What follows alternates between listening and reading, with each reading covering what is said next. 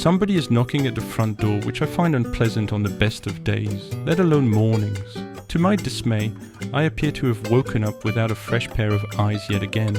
A person is standing in the corner of the room, and once I am informed that she is my wife, it becomes clear that her refusal to make eye contact with me might have stemmed from my own refusal or financial inability to buy a bed that meets both of our needs.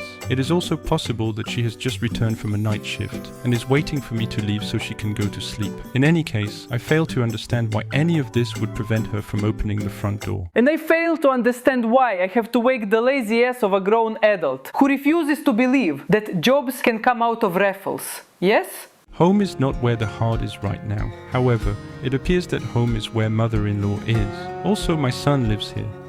And my uncle, or my brother, the uncle of my son. The same son who once owned a teddy bear but no longer does. And the same son who renounced television so that he could spend more time with his grandmother.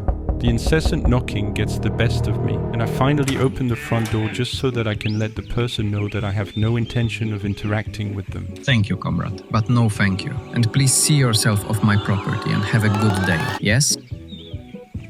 Having foolishly confirmed that I am both awake and indoors, I find myself reluctantly forced to avoid avoidance. I am not sorry, comrade. Clearly, I was not rude enough earlier. But since you have also, apparently, been deafened by your ongoing failure to generate and process thoughts that are not those of an imbecile, I will take a look at that piece of dead tree. Then you leave, and you don't come back, comrade. Because that is what is best, I promise you. Yes? Short story shorter, my wife, the mother of my blood and flesh, the daughter of Babushka Nosferatu, desecrated my name by entering it in a raffle, and I now have to go to work. I love my wife. Yes? I think I love my wife. Shut your dirty capitalist mouth, comrade. The party has you. Drive. As we drive through the woods, I proceed to inform my passenger that in a time of deceit, telling the truth is a revolutionary act is not something George Orwell ever said. In fact, the Orwell Society did confirm as much. Orwell also never said, the further a society drifts from truth, the more it will hate those who speak it. I also explained that if one believes in democracy, then refusing to accept an outcome that has been voted on simply because it does not align with one's own beliefs or expectations only serves to demonstrate that the very mindset being criticized and so divisively rejected is most often mirrored perfectly on one's own side of the table. As such, it is my opinion that both sides of the table are inherently bound by the same instincts and behaviors, and should therefore be equally and fairly scrutinized. You have face for radio, voice for silent film, comrade. Brave only when Wi-Fi is strong. As it turns out, attempting to enlighten emotionally driven individuals about the value of knowledge and fairness is not actually smart. Your wife, she has no bet, you condescending capitalist pig, comrade. I enlighten your face with my fist, maybe. It hurts that he's right about the bed situation. It's a bad situation. We find ourselves in. Yet, it's a bad situation. Lower your expectation with great insistence, I insist. Facts have no feelings to list. It wasn't me who offered your bed to Babushka Nosferatu. When did you last check she was breathing? And no chance in hell, no chance. I'm that uncle's brother. Come to think of it, it doesn't hurt all that much, but I pretend it does, because I was conditioned to believe that anything worth addressing is best addressed amid distraction. Pleasant day for equal suffering, yes? Nope. Champagne revolutionary.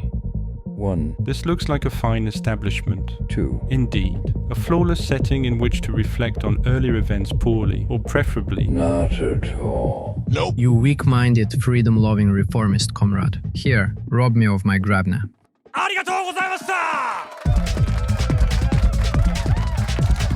Mutual struggle to you, you private property parasite angel. May your paperwork be light today. Hey, comrade, you Western music-loving degenerate. Play something from the motherland, yes? Yes. Yes? バカと話をすると疲れるね。 Yes. Leather sofa, Leninist. Yes.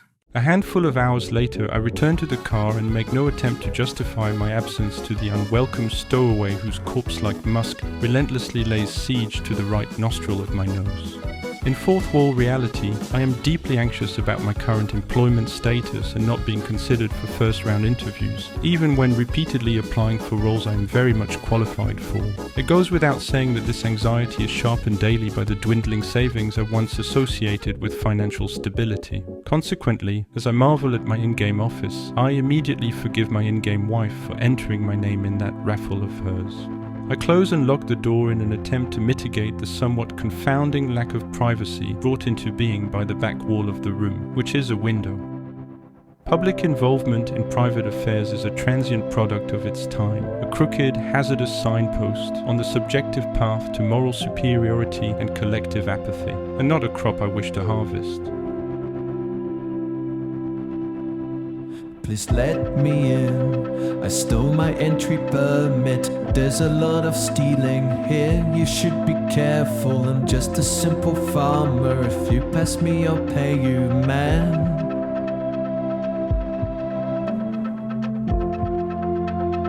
Can I see the documents? Here, What the purpose of your visit? I came for the doctor.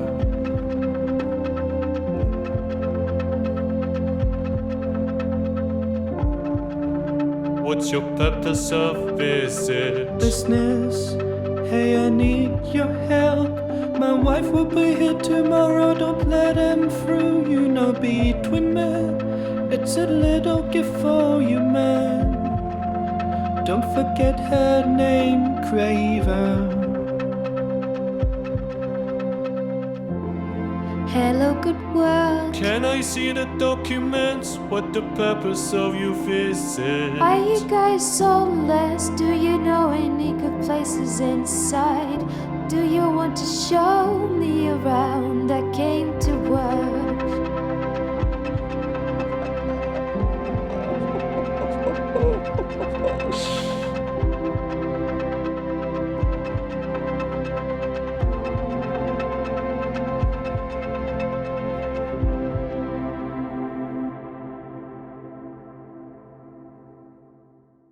After voluntarily observing a moment of respectful silence, I proceed to advance the queue, only for my computer to remind me that having preferences or opinions nowadays is problematic, not least because any thought or feeling associated with something or someone must be validated through the dogmatic and uncompromising condemnation of something or someone else, and is therefore presumed to be a declaration of hostility toward those with alternative views.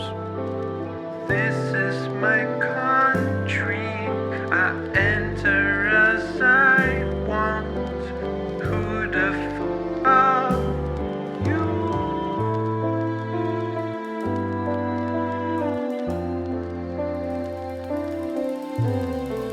I anticipate that pretty privilege wasn't the problem, as resenting a person or a group of people for having access to privileges helpfully assigned to them by those seeking their attention or approval on account of physical appearance sounds almost as misguided as claiming that vilifying a person or a group of people for their physical characteristics is acceptable when those same characteristics result in them being treated more favorably rather than equally or worse.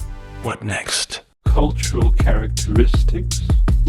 Both physical and cultural characteristics, religious characteristics, ethnic characteristics, ideological characteristics, linguistic characteristics, new characteristics, old characteristics, self-appointed characteristics, made-up characteristics.